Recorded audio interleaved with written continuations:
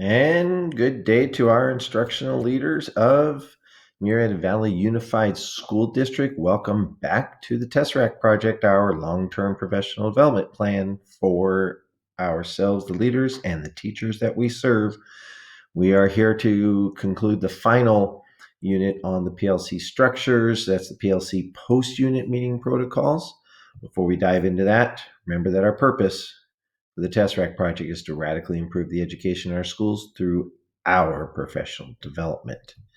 And once again, the axioms you'll see there's a kid, but the kid doesn't improve. The kid doesn't get lifted up unless the teachers get lifted up.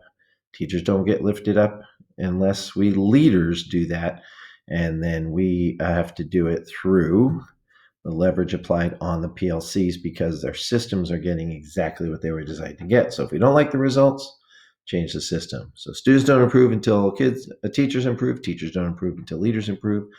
And the systems are getting exactly what they were designed to get. So we're here to talk about changing those systems. And so for the final time here, the Tesseract is going to be heralded as the symbol of structure for us. We're going to build scaffolds so that teachers can climb and raise ever higher, but also define the roles in which they interact.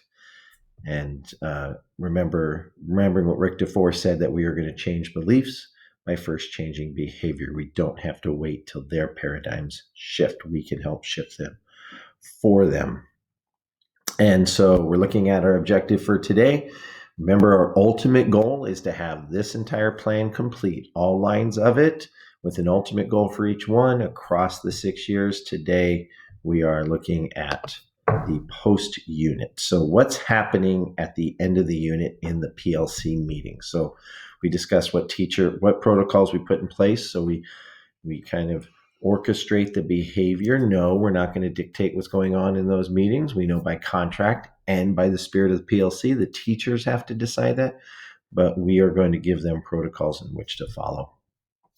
And then in the middle of the unit, we have things that they can do instructionally as a team, and then also the intervention. And now we're going to be talking about the post unit. What happens at the end when the unit's concluding and our common assessment is ready to be given and analyzed. So that's what we're going to be talking about. So when we go back to our PLC definition, again, it's 2 sentences. Look at the end of each of those sentences. So last time we talked about the action research being taken. Now we're looking at achieve better results for students they serve. So that's the number one piece. We're going to look at student achievement at the end of the unit. And then this is the key, what I call the assumption. And that is the job embedded learning for educators. I joke that too often we have PPCs, professional pacing communities, where all teachers do is get together and decide when they're given the same test. But a true PLC, the L is learning, professional learning community. So the job embedded learning for educators, what we say is, you are a well-functioning PLC when your participation is making you a better educator. And so that's the assumption of the PLC. So look at the bottom of the list. We're going to be working on this idea of achievement for all students and the job embedded learning for the educators. So what's it going to look like? The list at the end, when you wrap it up, it's pretty short and direct. Again, you may modify this list any way you like. But basically, we need to have the teachers looking at data. And so how did our kids do at the end of this unit? That can be student work from the task that they chose at the pre-unit and implemented in the intra-unit phase. Or it can be the common assessment, and then what kind of results did we get. But we want, particularly, yes, we want student work, but we're going to be looking for common assessments where they can collect some kind of data and generate a report. The task debrief, so that's what I was sharing. So it could be data and a report. It could be looking at student work.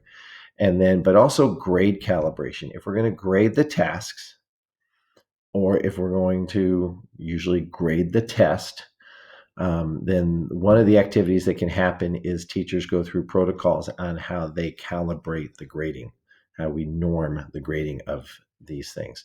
Norming is usually done with things that require rubrics, but if you're just grading a test, especially in math or science when they give partial credit for things, then we want to be able to calibrate that. it's been said, and I think I shared this in the grading piece, that you have a high functioning PLC when you're ready to hand over your grades or have somebody else grade your tests, and then the results that they get go into your grade book. That's a high functioning PLC. How do you get there? You get there through grade calibration so you can trust your colleagues. And then there's two reflections: the reflection on teaching. So how did we do? How did our adult action affect the outcome of student learning? This is the collective teacher efficacy piece, the number one top of the list of effect size on John Hattie's meta studies. So the other piece is reflecting on the habits of mind. The habits of mind have different names in different subject areas: standards of math practice, in math, science and engineering practices, anchor standards in English. But the higher order thinking skills have been defined in the standards. It's not just content pieces, but there are specific higher order thinking skill habits that have been defined in the standards. So we want teachers looking back on not just how do our kids do with the content of the unit, but how the kids do with these higher order thinking skills, and how is their learning affected by our adult action.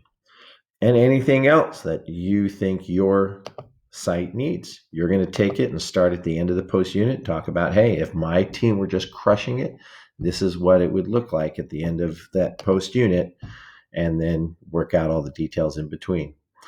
That's it, folks. You've got it. I've given you another Desmos activity, so you can do the card sort and play with what I've given you there, but feel free to add anything else, type it in there. So you'll see we're down to what, five lines. So you want those 5 lines complete. We're going to keep, it looks like we're about halfway through. We're going to keep rocking until we get this done. And so in haiku, get that done, get your line of your plan, and leave some comments or questions on the discussion board telling myself and your colleagues how you're continuing to move forward in changing this world one teacher at a time.